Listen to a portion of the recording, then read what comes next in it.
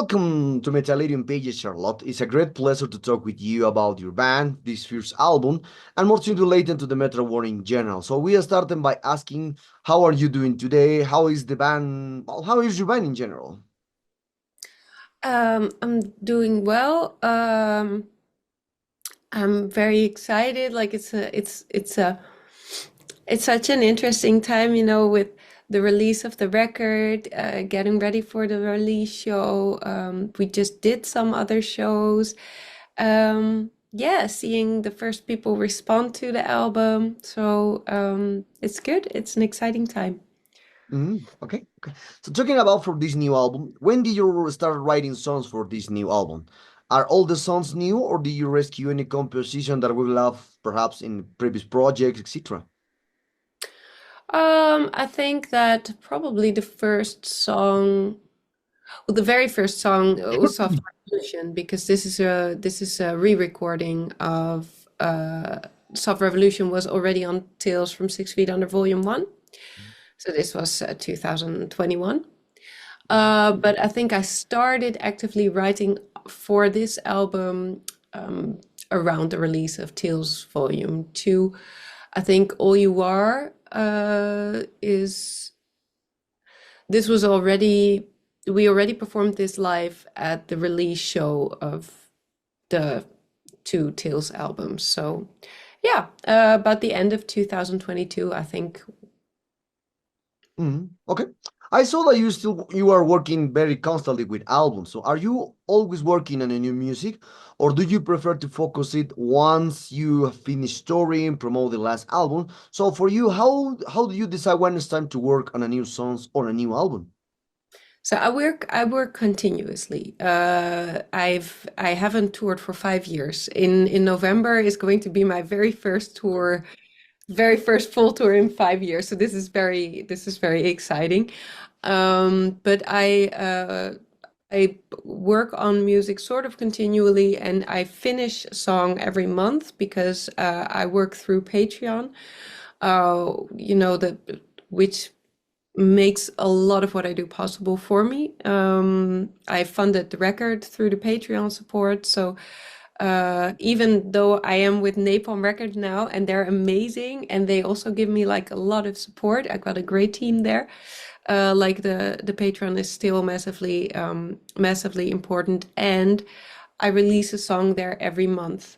So also for this album, the songs that are now on the album are songs that I first put out on Spotify in their first version, and then I started working on it with the band. But yeah, I release a new song every month, so it's like a continuous stream of music for me. Okay. Timo, your band has always had a varied sound with the symphonic genre. So what sounds can we expect on this new album? Are there any new sonic elements? Has your way or also has your way you or composing and recording songs changed much over time? Oh, well, definitely. My previous two albums were albums that I made all by myself here in my basement home studio. I made them all with digital instruments, uh, and then I had them mixed, and that was pretty much it. And I still started the process for the songs the same way for The Obsession. But the biggest difference was that for this album, I worked with a band again. And 3 out of 4 of my bandmates are people who used to be in the lane with me back in the day as well. So we have a long history. We know each other well. Um, and but of course, this is a very different approach than working by myself in the basement with digital instruments from doing a traditional album with a full band recording again.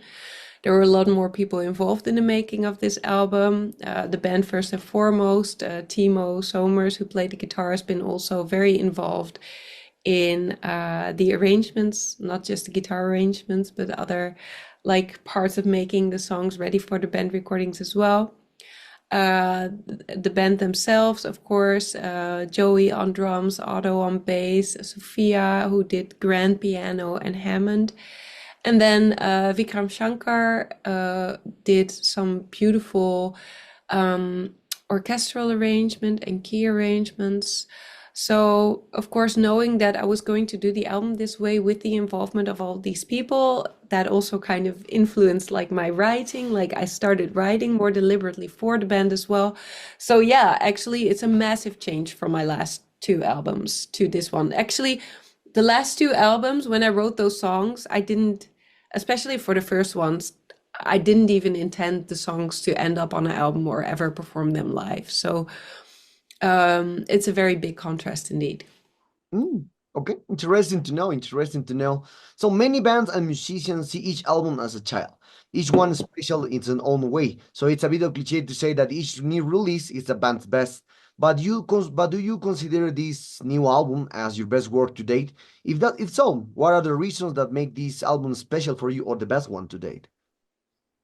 This is definitely the best album that I put out under my own name. I like the previous one, like I said, they were the release of the result of me doing like a song every month. But for the first two albums, like I wrote the songs, I put them on Patreon, and then I left it at that. Like I didn't rewrite anything, I didn't re-record anything, I didn't replace any of the digital instruments. And for this album, I really gave the songs so much more time to develop. We didn't leave a stone unturned in, you know, the arrangement, in the structure, in the lyrics, in everything. So yeah, it is kind of cliche, but I am going to say the same. Okay, okay.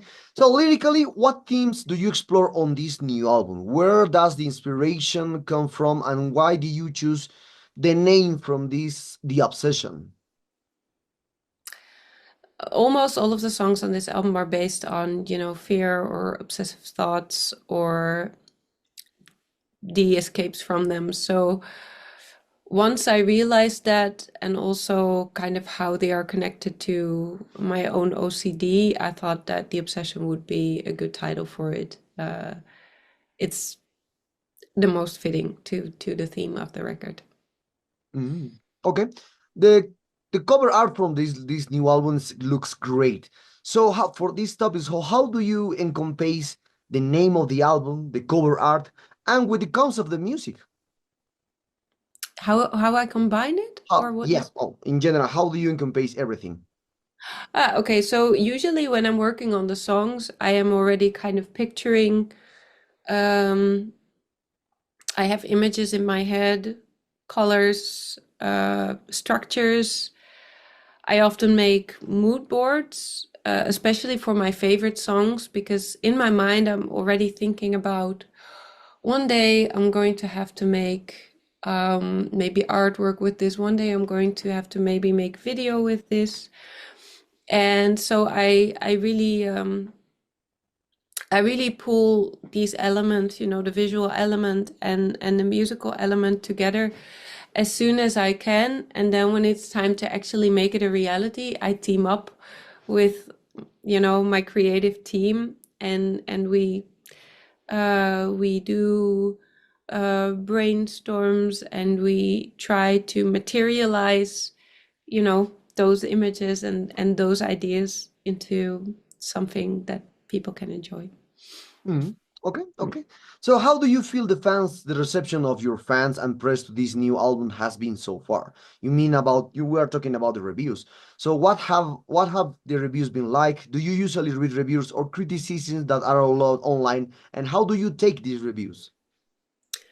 Well, so far they've been really good. So that is very encouraging. The responses of the audiences have been very good. So that's also very, very nice, very motivating, very encouraging. And um, yeah, um, like in the end, I think the most important thing is how you feel about an album yourself. You know, if you're proud of it. Um, like when you get a review and they have, you know, they don't like certain things, as long as I like it, I don't mind so much. The worst thing is when you have in your mind, like for example, when you made an album or there is one thing that you yourself don't like about it, and then in a review you see that same thing mentioned, that kind of sucks. But I don't really have those kind of moments with this album. So yeah. Um, yeah. So far it's just been really good actually. Okay, okay, okay, nice. So, talking about the promotion of this new album, The Obsession, what kind of plans do you have for this new album? You mentioned that you will embark for the first time on tour with your band in October. So perhaps you have more plans. Perhaps you will release more videos. Perhaps you are already working on a new album. So, what kind of plans do you have for the band and for this new album? So we've done 5 singles and 5 music videos, which is more than I've ever done for an album in my entire career. But yeah, still we're planning more. I've got a few plans with some other tracks on the records as well. But they will be different for sure. Uh, and then yeah, we are going on tour in November. We're working on festival season 2025. And we just had a new headline show announced in the Netherlands as well. So yeah, we really want to take this album on the road and see how many places we can perform it for people. And in the meantime, I'm still writing a new song every month. So in a while, maybe when we're done touring, we can hopefully do this again. Okay. I've been reading a lot of things about this new album, especially because the press said that this is your first full length, The Obsession, and the previous two is like a different kind of. It's not a full length. It's more like this is the first one. Are you agree with this that this is your first full length and the other two is not your albums? Uh, they are all of them full length, but Mhm. this is the first traditional album. Like the previous 2 records, those were compilation albums. So I didn't think before I wrote those albums, okay, I'm going to make an album. I'm going to make the song belong together. I'm going to, I was just releasing a song every month on Patreon. And I had started this back when I was still in the lane, and it was intended as like a side project, for any songs that were, not within the metal realm. I was like, it would be nice to have a place for that. So I started the Patreon. Then at one point, the band split. It became my full-time focus. And then I thought, do I want to be the kind of person who has all of their music? Because at that point, it became my full-time thing. Do I want to be the kind of artist that have all of their music behind a paywall? And then I thought, no. So then I thought, okay, let's then make like a combination of kind of my favorite songs and put them together on an album. But it wasn't like your usual album process. Like the songs were not written to be on an album. Like they do not belong together. It's really like a compilation, like a collection of Mm. songs. And the same kind of goes for the second one. Although with the second one, I was already thinking, do I maybe want to do like a more traditional album again? But I was like, no, okay, I'll do one more compilation, and then I start the big project and I do the album, with the band and everything. So in that sense, I think it's the first traditional album, even though, the other one's also full length, 12 songs, but those are really collections of like all different sorts of songs. And this is like one album with one cohesive, tale at the heart of Okay. it and a start and a finish. Yeah. Oh, okay. Interesting. Also, you're a veteran musician because you're playing the lane in other bands now, your own projects. So, what inspires you to create new music? Bet on a new releases in a digital age where I have hundreds of bands releasing albums every week or by weekend now. So there's a lot of competition. So do you feel to have to compete with the many bands nowadays that are releasing 50 albums, 100 albums per weekend? No, I don't feel like I'm in competition with anyone. Like I like to I like to make music. I do like to be consistent with it. Like I have the rule for myself, like I want to finish a song every month, but that is more because I'm a little bit like perfectionist and otherwise I would never finish anything. So I do have like deadlines for myself, but I don't measure it by what other people are doing. I measure it by what I think is realistic for myself, what could be healthy for myself. Sometimes it's too much, like I have to do like a cover or a live version, but no, I don't think there is a thing as too much music. Um, and I think that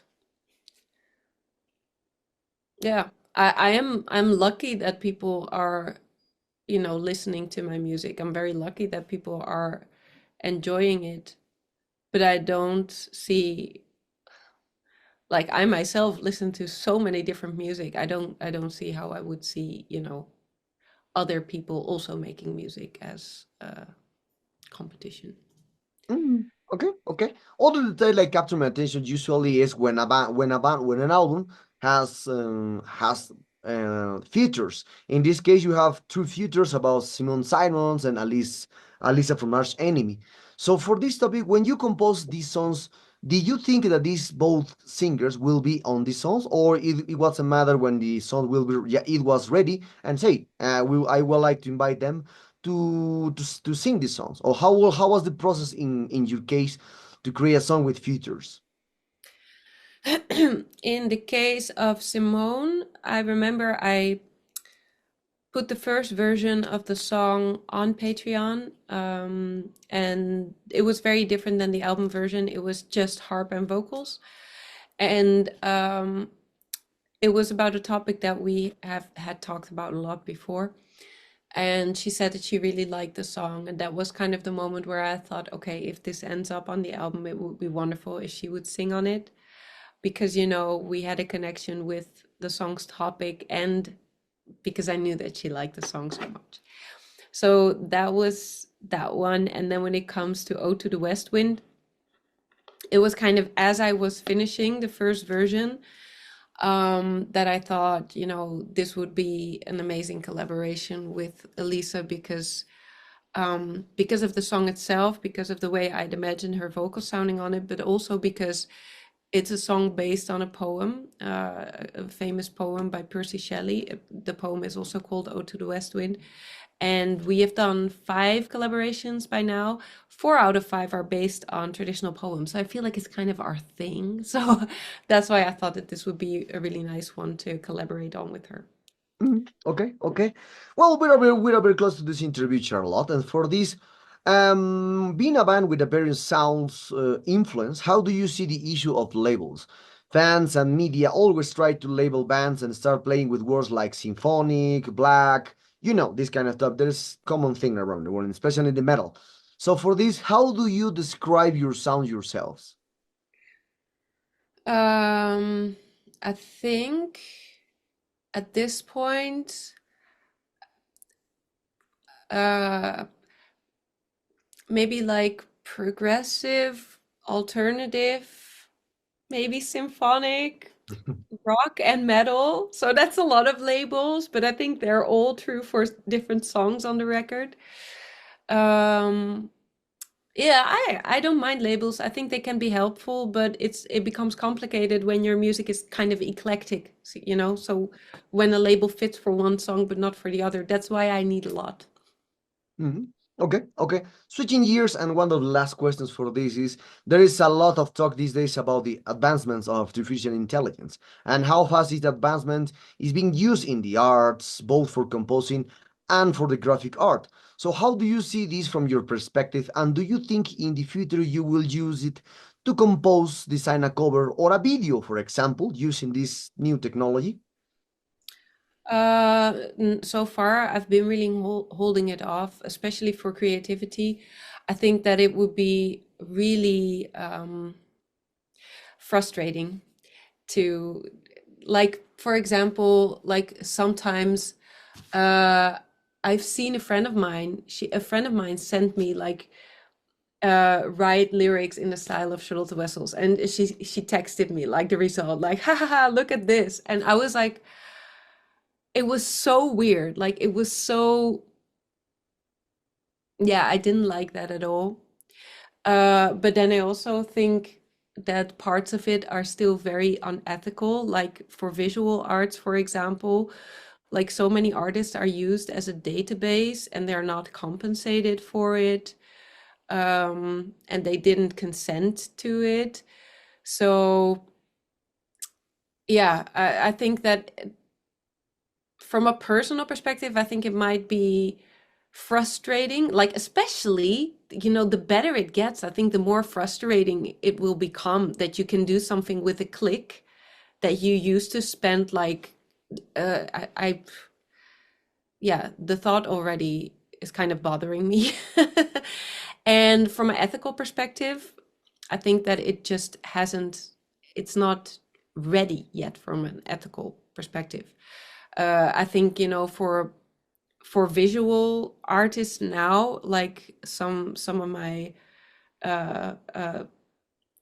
I know quite some artists who were part of this big case where they were just trying to make it happen that A, you could either opt in or opt out to be used for learning, and B, you would be compensated for it. And this is already such a struggle.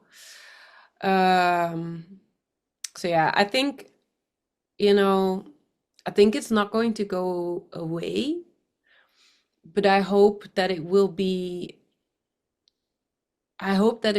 improved Mm. on an ethical level. And for me, I think it would be very frustrating to watch do something that you know, put blood, sweat, and tears into.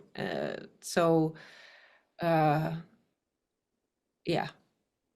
So uh, I'm not one to say like,